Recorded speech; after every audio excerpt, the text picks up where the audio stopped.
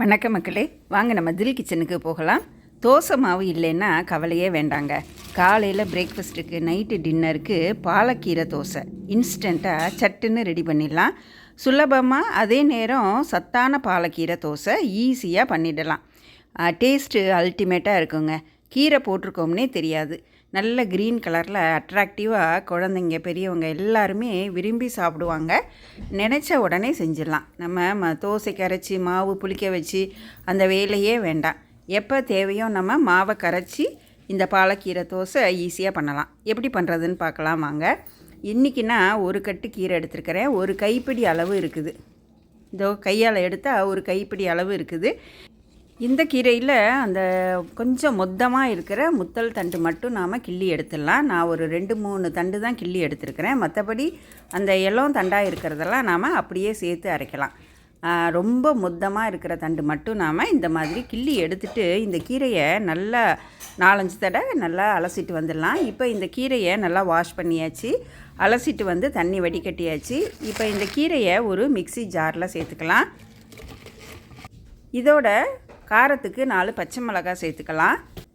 இஞ்சி ஒரு 2 இன்ச்சு அளவு சேர்த்துருக்குறோம். விருப்பப்படுறவங்க ஒரு 4-5 பல் பூண்டும் சேர்த்துக்கலாம். ரொம்ப நல்லாயிருக்கும். கொஞ்சமாக தண்ணி சேர்த்து இதை நல்லா நைஸாக அரைச்சிட்டு வந்துடலாம். அந்த இஞ்சி பச்சை மிளகாய் எல்லாம் நைஸாக அரைப்படணும். இப்போ நல்லா நைஸாக அரைச்சிட்டு வந்தாச்சு. இப்போ ஒரு பவுலில் ரவா 1 கப்பு அப்படியே பச்சையாக சேர்த்துக்கலாம்.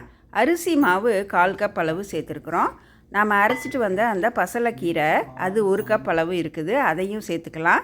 இதோட இந்த மாவுக்கு தேவையான அளவு உப்பு சேர்த்துட்டு இன்னும் 2 கப்பு தண்ணி சேர்த்துக்கலாம். நம்ம எந்த கப்பில் அந்த மாவெல்லாம் அளந்தோமோ அதே கப்பில் 2 கப் அளவு தண்ணி சேர்த்துட்டு இதை கட்டி இல்லாமல் நல்லா கரைச்சிக்கலாம். இந்த மாவு கரைக்கிற நேரம்தான், ஒரு 10 நிமிஷம் ஊறுனா போதும், நாம் தோசை ரெடி பண்ணிடலாம். இப்போ இந்த கட்டி இல்லாமல் இந்த மாவை நல்லா கரைச்சி எடுத்துக்கலாம். இப்போ 2 கப் அளவு தண்ணி சேர்த்துருக்குறோம். இதோட இதை நல்லா கரைச்சிட்டு இன்னும் 1 கப் அளவு தண்ணி சேர்த்துக்கலாம். மொத்தம் 3 கப்பு தண்ணி சேர்த்துருக்குறோம். இப்போ இதை நல்லா கலந்து விட்டுடலாம்.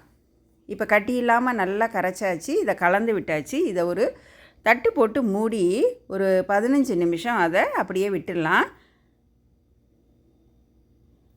இப்போ 15 நிமிஷம் ஆயிடுச்சு, நாம் தோசை ஊற்றிடலாங்க. இப்போ கரைக்கிற நேரமும் அந்த 15 நிமிஷம் அந்த மாவை ஊற வைக்கிறது தான். இப்போ நல்லா இதை கலந்து விட்டுடலாம்.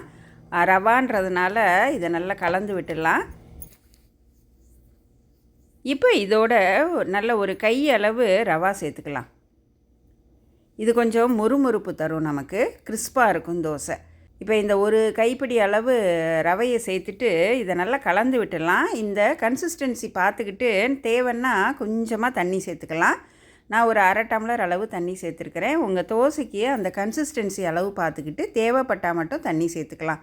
இந்த ரவைன்றதுனால கொஞ்சம் தண்ணி வாங்கும், அது இந்த கன்சிஸ்டன்சி இருந்தால் சரியாக இருக்கும். இப்போ தோசைக்கல் காய வச்சாச்சு. கொஞ்சம் தண்ணி தெளிச்சிட்டு நல்லா துணியால் தொடச்சிக்கலாம். கொஞ்சம் எண்ணெய் தடவிட்டு நாம் தோசை ஊற்ற வேண்டியதாங்க. இந்த தோசை நல்லா ஈஸியாக எடுக்க வரும், அதே நேரம் நல்லா கிறிஸ்பியாகவும் இருக்கும். மாவை நல்லா கலந்து விட்டுடலாம். இப்போ நாம் தோசை ஊற்றிக்கலாம். இந்த மாதிரி சுற்றி வட்டமாக ஊற்றிட்டு நடுவில் ஃபில் பண்ணிடலாம். நம்ம ரவா தோசை மாதிரியே தான், நம்ம ரவா தோசை ஊற்றுற மாதிரியே தான் இதையும் ஊற்றணும். இப்போ நல்லா ஃபுல்லாக ஊற்றிட்டு கொஞ்சம் எண்ணெய் ஊற்றிக்கலாம். இது ரொம்ப ஈஸியாக எடுக்கவும் வரும், நல்லா ஊற்றுறதுக்கும் ஈஸியாக இருக்கும். அந்த க்ரீன் கலரில் நல்லா அட்ராக்டிவாக இருக்கும். குழந்தைங்க நல்லா விரும்பி சாப்பிடுவாங்க. குழந்தைங்களுக்கு நல்ல நிறைய கீரை சேர்த்தா மாதிரியும் இருக்கும். இந்த கீரைன்றதுனால நல்ல டைஜஷன் ஆகும். எப்போவுமே கூட்டு பராத்தான்னு செய்கிறதுக்கு இந்த தோசை ஒரு வெரைட்டியாக நல்லா இருக்கும். இப்போ நல்லா ஒரு பக்கம் வெந்துருச்சு, நாம் அடுத்த பக்கம் திருப்பி போட்டுக்கலாம். இதோ ஈஸியாக திருப்பி போட வரும், எப்படி விட்டுட்டு வருது பாருங்கள். இப்போ இதை நல்லா திருப்பி போட்டுட்டு 2 பக்கமும் நல்லா வேக விட்டு எடுத்துட வேண்டியது தாங்க. இதை இப்போ 2 பக்கமும் நல்லா வெந்துருச்சு, நாம் இந்த தோசையை எடுத்துடலாம். நமக்கு பாலக்கீரை தோசை இன்ஸ்டண்ட்டாக நமக்கு ரெடியாகிருச்சு.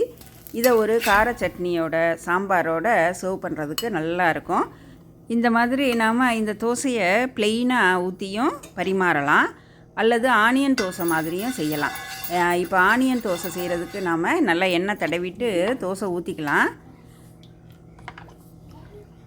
ஒரு தடவை தோசை ஊற்றும் போதும் நம்ம கலந்து விட்டுடணும். ஏன்னா இது ரவான்றதுனால கீழே உட்காந்துக்கும். ஒரு தடவை தோசை ஊற்றுறதுக்கு முன்னாடி நம்ம நல்லா கலந்து விட்டுட்டு இந்த மாதிரி நல்லா ஸ்ப்ரெட் பண்ணி விட்டுடணும்.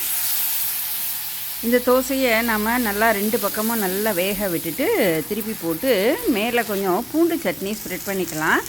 இந்த பூண்டு சட்னியோட ரெசிபி நம்ம சேனலில் இருக்குதுங்க. அதாவது இந்த பூண்டு சட்னி எப்படி பண்ணுறோன்னா, பச்சையாக தோல் உரித்த பூண்டு, காரத்துக்கு ஏற்ற மாதிரி சிவப்பு மிளகாய், எவ்வளவு பூண்டு இருக்கோ அதுக்கேற்ற மாதிரி சிவப்பு மிளகாய், உப்பு சேர்த்து கொஞ்சமாக தண்ணி சேர்த்து அப்படியே அதை பச்சையாக நைஸாக அரைக்க வேண்டியதுதாங்க. அதுக்கு எதையும் தாளிக்கணும்னு அவசியம் கிடையாது, அப்படியே தொட்டுக்கலாம். இட்லி தோசைக்கு நல்லா சுருக்குன்னு காரமாக தொட்டுக்கிறதுக்கு அந்த பூண்டு சட்னி ரொம்ப நல்லாயிருக்கும். விருப்பப்பட்டால் நாம் கடுகு கருவேப்பிலை தாளிச்சிக்கலாம். இந்த பூண்டு சட்னியை மேலே நல்லா ஸ்ப்ரெட் பண்ணிக்கலாம். நல்ல காரமாக இருக்கும் இந்த பூண்டு சட்னி. இதை மேலே நல்லா ஸ்ப்ரெட் பண்ணிவிட்டு இதுக்கு மேலே பச்சையாக நைஸாக வெங்காயம் கட் பண்ணி வச்சுருக்குறோம். அந்த வெங்காயத்தை மேலே தூவிட்டு மேலே நல்லெண்ணெய் கொஞ்சம் நல்லா ஊற்றிட்டு மடித்து எடுத்தோன்னா இந்த பூண்டு சட்னி வெங்காயம் அந்த காம்பினேஷன் இந்த தோசைக்கு ரொம்ப அருமையாக இருக்கும். இப்போ இந்த காரம் கம்மியாக வேணும், இந்த பூண்டு சட்னியில் கொஞ்சம் காரமாக தான் இருக்கும். கொஞ்சம் காரம் கம்மியாக வேணும்னா கொஞ்சம் புளி சேர்த்துக்கலாம், அல்லது பாதி கார மிளகாயும் பாதி காஷ்மீரி மிளகாயும் சேர்த்திங்கன்னா இந்த காரம் கொஞ்சம் கம்மியாகும். மிளகாயை கொஞ்ச நேரம் வெந்நீரில் ஊற வச்சுட்டு அரைச்சாலும் அந்த காரம் கம்மியாக இருக்கும். இந்த பூண்டு கார சட்னி தடவி அதுக்கு மேலே ஆனியன் தூவி இந்த பாலக்கீரை தோசை ரொம்ப அருமையாக இருக்குங்க. அல்டிமேட்டாக இருக்குதுன்னு சொல்லலாம். நாம் பிளெயின் தோசையாக சுட்டு கார சட்னி அல்லது தேங்காய் சட்னி சாம்பாரோடையும் பரிமாறலாம், அல்லது இந்த மாதிரி ஆனியன் தோசையாக பூண்டு சட்னி தடவிட்டு ஆனியன் தூவியும் பரிமாறலாம். இது 2 டேஸ்ட்டுமே ரொம்ப நல்லாயிருக்கும். சட்டுன்னு செஞ்சிடலாம். ஈஸியாக பிரேக்ஃபாஸ்ட்டுக்கு டின்னருக்கு நினச்ச உடனே செய்யக்கூடிய இந்த தோசை ரொம்ப அருமையாக இருக்கும். சத்தானதும் கூட, சுவையானதும் கூட. செஞ்சு பாருங்கள். செஞ்சு பார்த்துட்டு உங்கள் கமெண்ட்ஸை கீழே கமெண்ட் செக்ஷனில் கொடுங்க. நீங்கள் இது வரைக்கும் சப்ஸ்கிரைப் பண்ணலைன்னா சப்ஸ்கிரைப் பண்ணிவிட்டு அந்த நோட்டிஃபிகேஷன் பட்டனையும் ப்ரெஸ் பண்ணிடுங்க. நன்றி, வணக்கம்.